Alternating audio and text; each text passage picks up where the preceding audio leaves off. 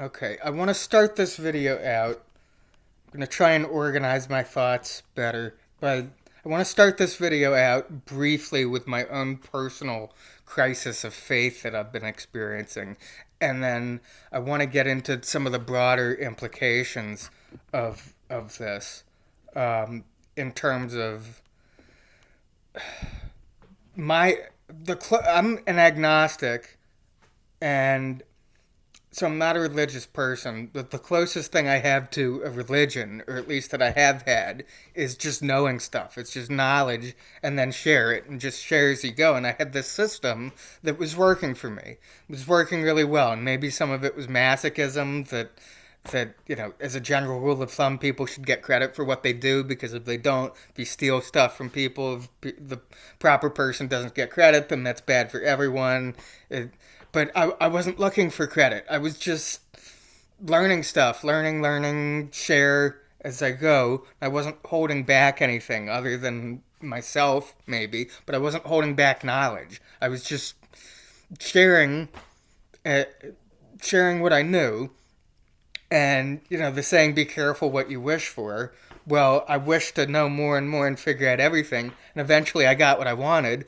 And it's nobody's fault except for my own that I didn't understand myself or the world or whatever well enough to realize that I now know things I wish I didn't know. And so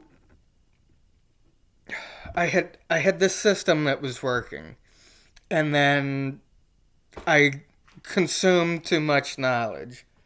And look, here's where I'm getting at with this is I I want to do a thought experiment. And for the sake of simplicity, we're going to assume, for the sake of this thought experiment, that the Christian faith is true, that it's real. And so I've been thinking a lot about the story of Adam and Eve and how it relates to my own crisis of faith that I've been experiencing, um, which is that there's this seeming paradox in the Adam and Eve story where ignorance is bliss. Ignorance was paradise, and the fallen world was the result of wanting to have knowledge of good and evil, wanting to know things, and that knowledge is temptation from Satan. And it's like, okay, how can spreading the truth, how can spreading the truth be good, be the work of God, be the mission for a Christian, if knowledge itself is temptation from Satan? And I've been trying to resolve this apparent conflict, um, as it relates to my own life and this crisis of faith with my religion that I've been experiencing. And what I have to wonder is whether truth telling is an all or nothing proposition, where the complete ignorance, the zero, is paradise, and the 100% truth telling is, um, in theory, also paradise. And what Satan wants is anything in between 0 and 100. 1, 99, 2, 98, anything in between is Satan's agenda. It's it's chaos, it's confusion, it's this idea of spreading partial truth, which is what most everyone is doing. Um, Perhaps there are rare exceptions to this, but as a general rule of thumb, this is what pretty much everyone is doing, is spreading partial truth. And and it's what I'm doing now too. I'd like to think, at least I believe, that I wasn't doing that up until a certain point where where my old system became obsolete. I knew too much, and it was my fault for not understanding enough about myself, I suppose. Um, but so here's the idea: like everybody's trying to spread their truths to make the world a better place. And depending on who you talk to, okay, there's some people who say the great evils in the world are isms and phobias, and homophobia and Islamophobia and racism and sexism, etc. And so we'll inform people about that so they won't be ignorant, so that they can go fix it and make the world a better place. And then you talk to other people, and the great evils of the world are uh, uh, Netflix and poor diet and not getting exercise. And you talk to other people, and the great evils of the world are, uh, you know, the satanic degeneracy and whatever. And it's like if you're trying to make the world a better place, but just you look at someone and say, okay, here's don't eat that, it's unhealthy for you, you'll get a heart attack, or don't say that, don't spread that, it's bigoted, it's a bigoted belief or whatever. The danger is when you conflate that with the the broader evils of the world, the systemic problems, because how many people are really telling the full truth and nothing but the truth with no omissions about everything they know? People who are in the know. How many people are doing that? I know that I am at a place now where my old system that was working for me has now become obsolete because I have to hold back, because I'm in a position now where I can't keep doing what was working for me before, where it's just figure stuff out and then burst of, oh my god, light bulb, I figured it out, type, send, publish, and then people know. I can't do that anymore.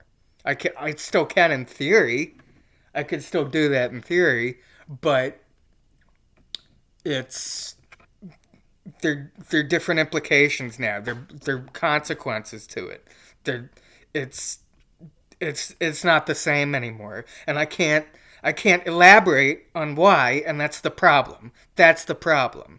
And so this idea that I'm toying with, again, we'll use, just for the sake of simplicity for this thought experiment, we'll presume Christianity is the truth. And again, I'm saying this as someone who's agnostic, but let's just, like, you have blissful ignorance, 0% knowledge. You have the full truth, the whole truth, and nothing but the truth, 100% knowledge of everything. And so this idea is that Satan wants the in between. Satan wants Satan wants you to be somewhere in between.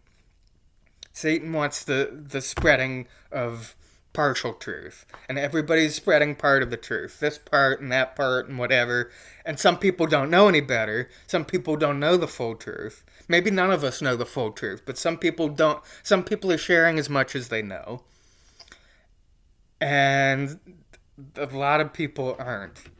And I think the more successful you get, the more you have to withhold.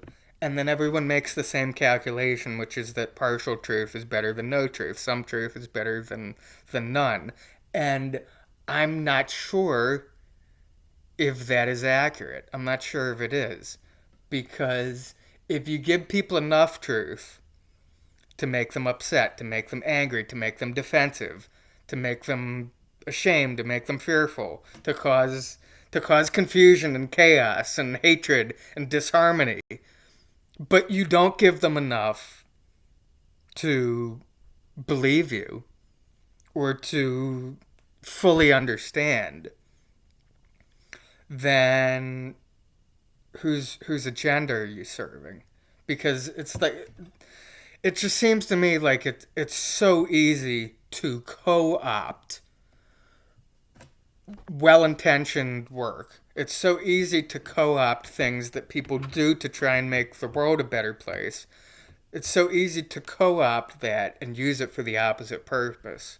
And it's like, again, I'm not a Christian, but from my perspective, I think if I was, I mean, any belief, any strongly held belief that you have, what would you rather have? Would you rather have the maximum number of converts saying they agree with you, identifying with you, saying they're on your team? Do you rather have the maximum number, knowing that the majority of them don't actually get it and don't actually believe the same things you believe?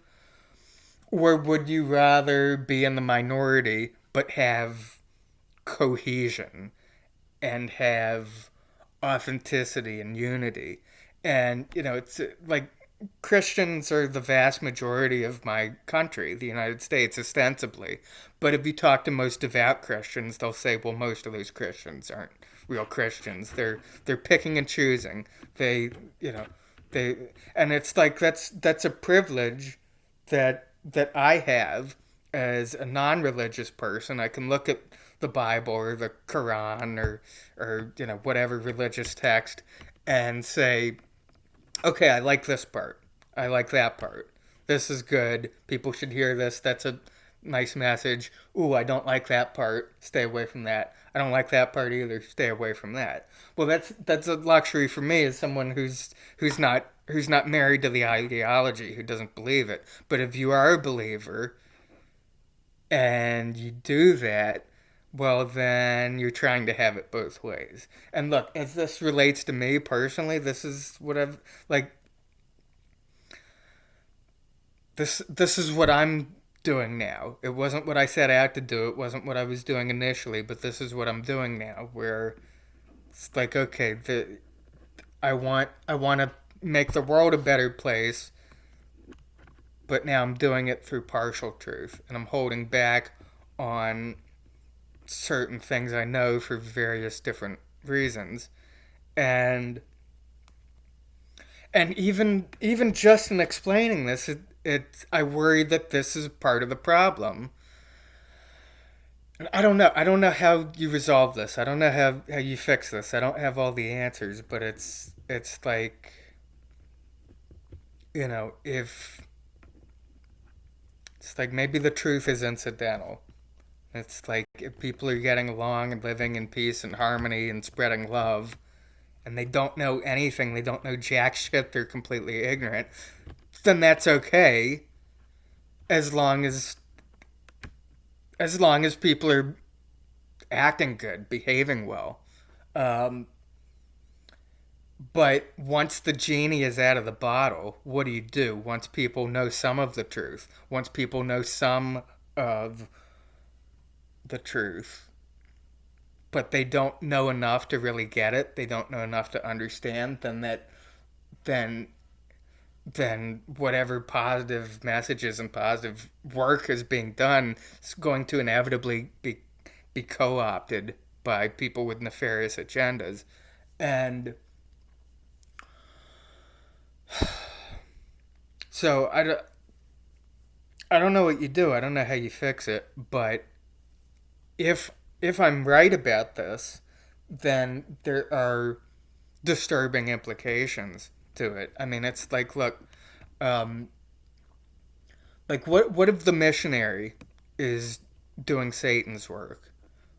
What if, I mean, if you even if it's true, even if they are spreading the truth, what if it's Satan's work? Because they're spreading knowledge, and presumably, if you have a benevolent God who's not going to punish people for not accepting a message that they never had a chance to hear, that they never had a chance to reject, presumably a benevolent God is not going to do that. So the missionary, if they are successful at spreading the message to someone who's never heard it, spreading it to someone who's hearing it for the first time, then what they're functionally doing is taking someone who is living in blissful ignorance in something akin to paradise, and who is on the path to, at the very least, not suffering for all eternity. And you were potentially putting them on the path to eternal damnation by by bringing them by introducing them to some of the truth. And so, this isn't a negative judgment for me, because this is upon other people, because this is increasingly how I'm looking at myself and what I've been doing. Like, am I the missionary who has been trying to spread truth to people, to save everyone? Here's look at what this consulting company is doing. Look at what this oil company is doing. Why don't you hear about this in the news? Spread this truth. There's so many people who, the first time they've heard about a lot of different things, it was because of the missionary work of Eric Turman. I told them the truth. And then I will see I see expressions from people, the looks on people's faces, and sometimes I wonder, like, was this good? Was this good that I told them? Um, or, were they better off not knowing? I don't know. I think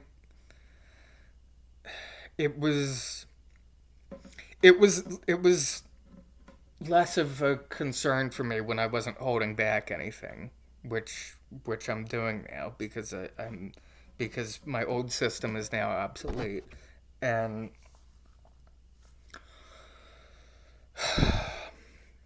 so I don't know. I don't. It seems like a paradox to me, and I just worry that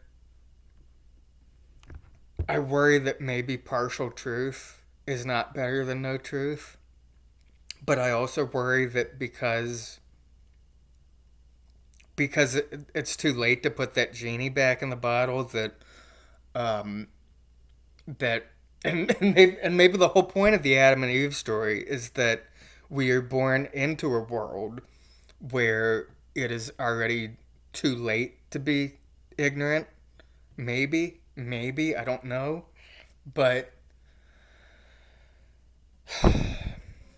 it's like it seems to me like everyone who's trying to do good in the world, almost everyone, we'll say almost everyone, is making calculations in terms of, like the same analogy that devout religious people use for the moderate religious people or whatever, who go, you're being a cafeteria Christian or whatever. You're picking and choosing. You go, I like that. That looks good. I want to eat that. That looks delicious. That's disgusting. I'm not going near that. That's not a part of this. You don't get to pick and choose. It's an all or nothing proposition.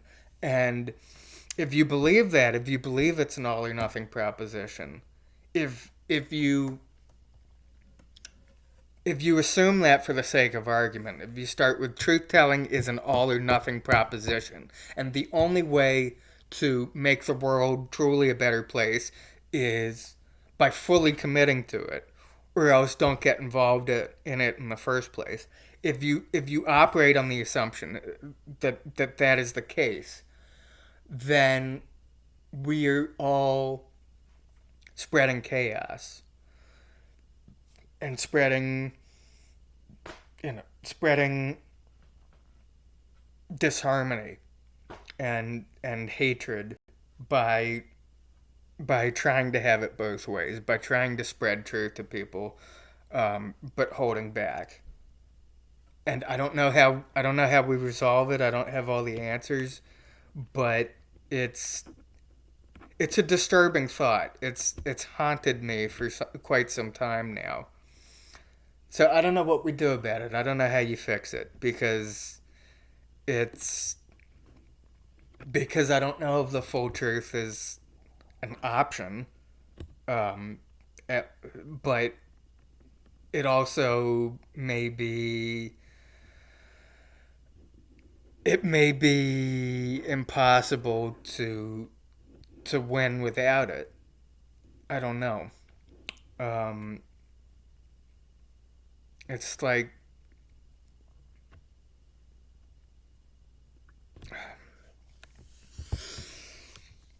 I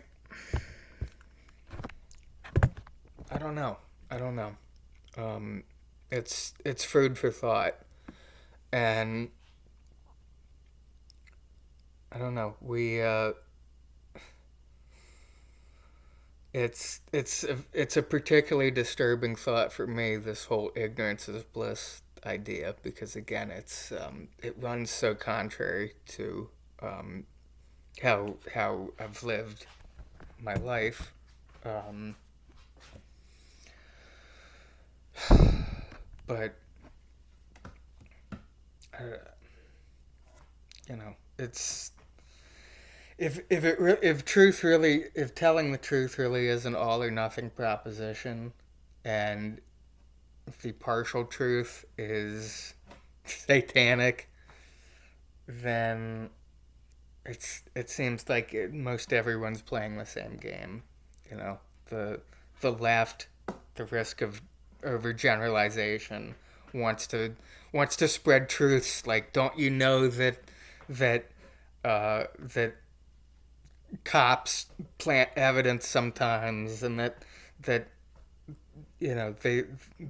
get away with breaking laws, and the right says, don't you know that there's an agenda to make people dependent on government, etc. And it's like everybody's spreading part of the story, and the more successful you get, the more you know, and the more you have to hold back on. And like so I feel as if I have this demon inside of me now, this demon of knowledge.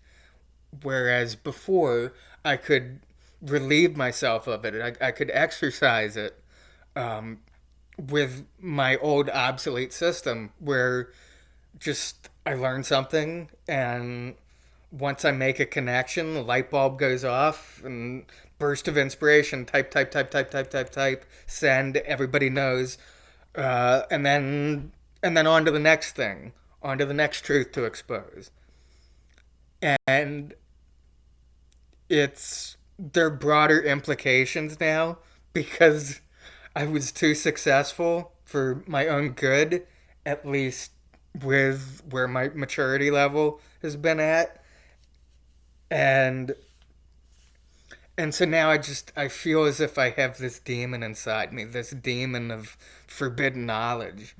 And I wonder just how many successful people, just how many people who are in the know are possessed by this same demon. And I don't know, it's not good. It's it's not good to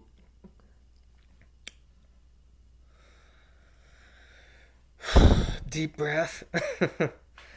It's not. It doesn't feel good. It doesn't feel good. Um, and well-intentioned people all over the world, all sorts of different ideologies, all sorts of different beliefs, trying to do good, but but but making the calculation that, okay, here's what's safe to talk about, here's what's comfortable to talk about, and here's what I can't talk about. Either because I'm worried that people will react poorly to it, that they won't get it, or that there will be dangerous consequences in some other regard. And once you're playing that game, once you're making that calculation, um, once you're doing that, my concern, my worry is that is the worst of both worlds. When you give people enough to take them out of paradise, but not enough to get them to the end. So that's my concern, and it seems like a paradox to me. And if anyone has any thoughts on how to resolve this paradox and whether it is one, then I would love to hear those thoughts. I'm Eric Turman. Um, it's there's my food for thought for the day.